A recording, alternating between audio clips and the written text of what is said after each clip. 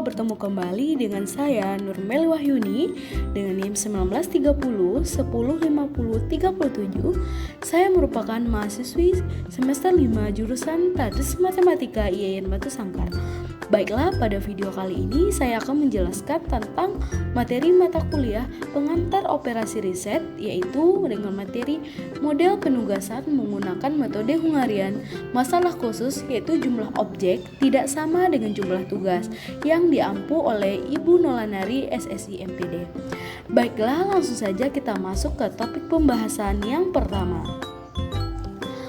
Yang pertama yaitu tentang pengertian.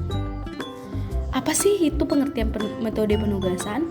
Nah, metode penugasan adalah metode yang digunakan untuk memecahkan masalah-masalah yang berhubungan dengan alokasi optimal dari berbagai macam sumber daya yang produktif.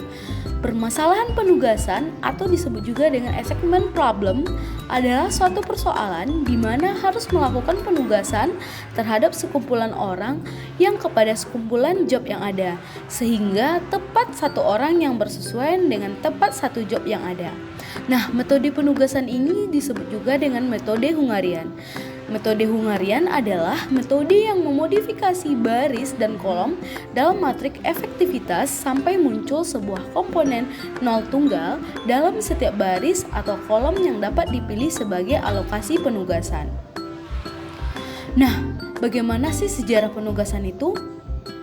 Sejarah dari metode Hungarian ini yaitu awalnya metode ini ditemukan dan diaplikasikan oleh Harold W. Kuhn pada tahun 1955. Kemudian diperbaiki oleh James Munkres pada tahun 1957 yang kemudian dikenal dengan nama algoritma Kuhn-Munkres. Algoritma yang dikembangkan oleh Kuhn-Munkres tersebut didasarkan pada hasil kerja dua orang matematikawan asal Hungaria lainnya, yaitu Dennis Konik dan Jenő Egerfely. Oleh karena itu, metode Hungarian ini bisa juga disebut juga dengan metode Kuhn-Munkres. Nah, apa saja sih persyaratan metode penugasan atau Hungarian ini?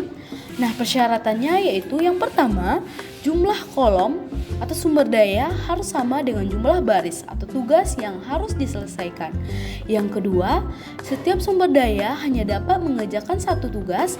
Dan yang ketiga, apabila jumlah sumber tidak sama dengan jumlah tugas atau sebaliknya, maka ditambahkan variabel dummy worker atau dummy job.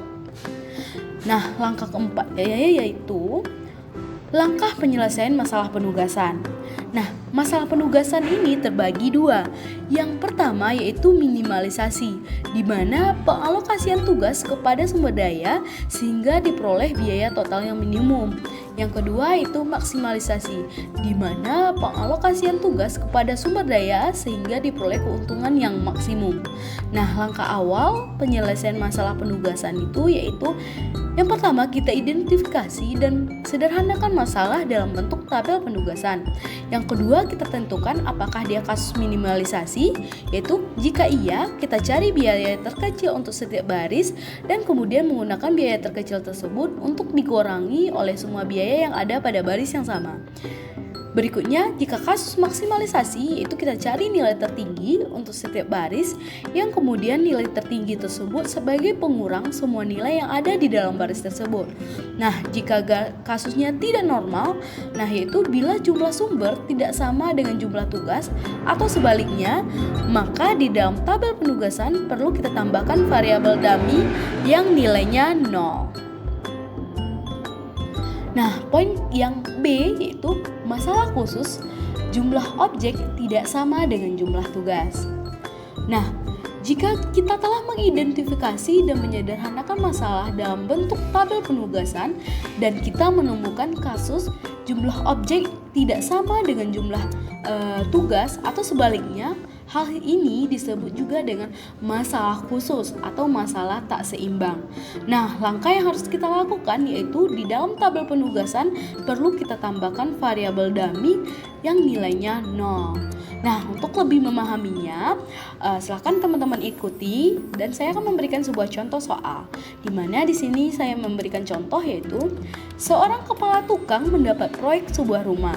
Target proyek ini selesai 6 bulan. pekerja yang dibutuhkan adalah sebagai tukang kayu, tukang cat, pembantu tukang, dan tukang bangunan.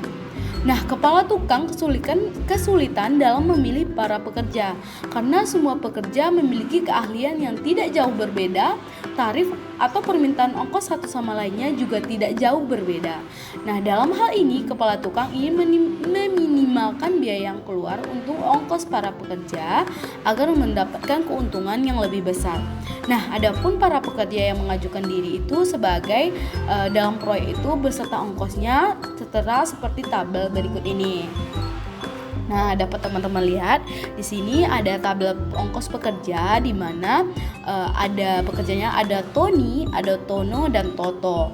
Nah, di sini kalau seandainya Tony jika sebagai tukang kayu, maka ongkos per harinya dalam ribuan rupiah itu 70.000.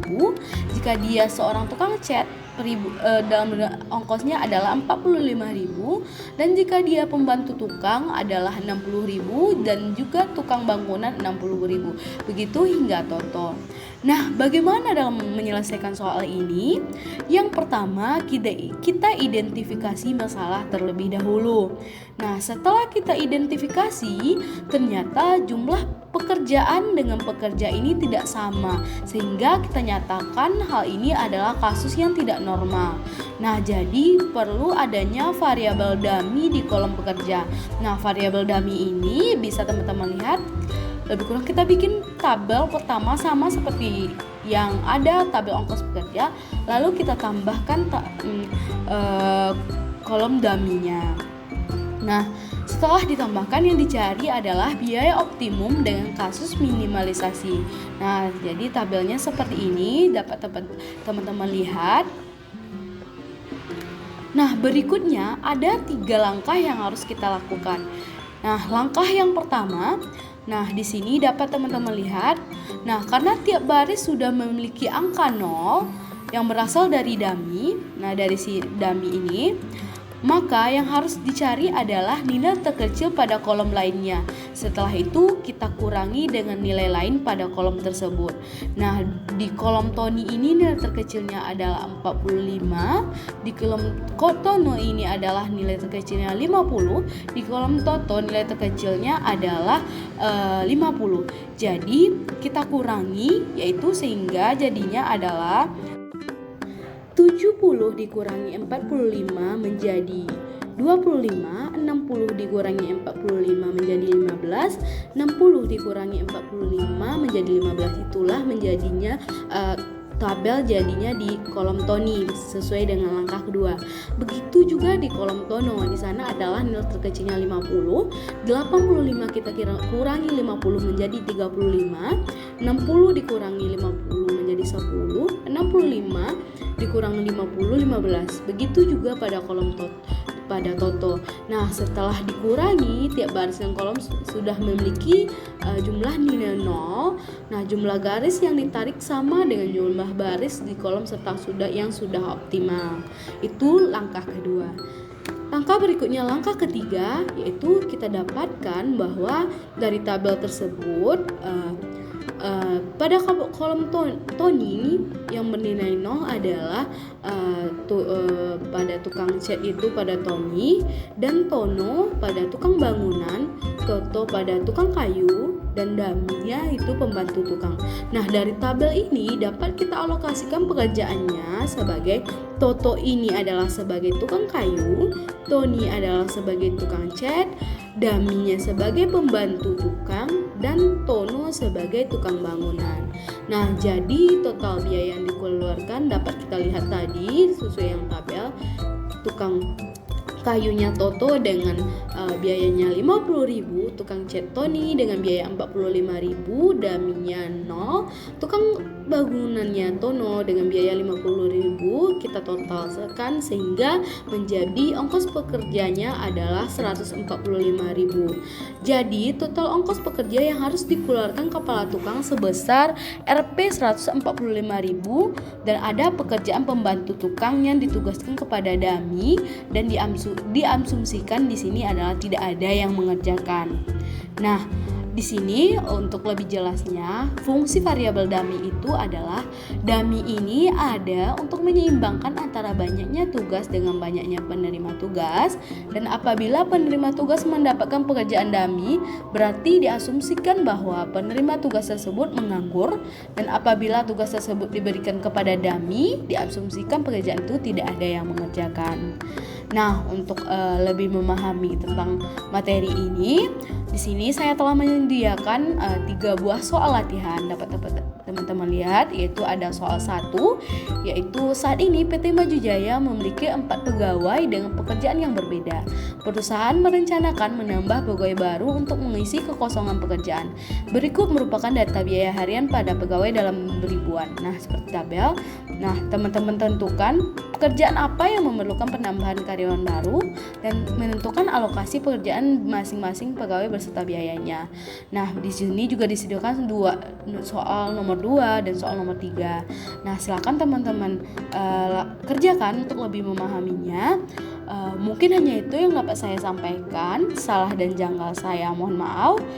Saya sudahi dengan wabillahi taufiq wal hidayah. Assalamualaikum warahmatullahi wabarakatuh. Terima kasih.